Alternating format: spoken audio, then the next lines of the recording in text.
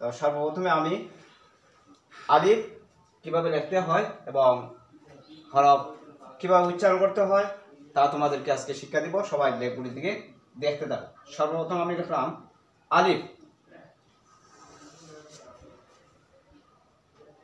সর্বপ্রথম লিখলাম আমি আলিফ। এরপরে লিখবো বা। কিভাবে লিখতে হয় দেখো, বা, এই যে বা, তা, সা,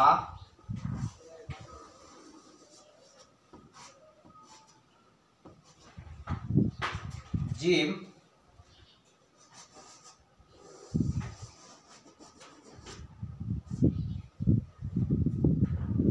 29টি হরফের মধ্যে আমি তোমাদেরকে 5টি হরফ শিক্ষা দিয়েছি ব্ল্যাকবোর্ডের মাধ্যমে। আমি কিভাবে লিখছি এবং উচ্চারণ করব সবাই দেখতে দেখো।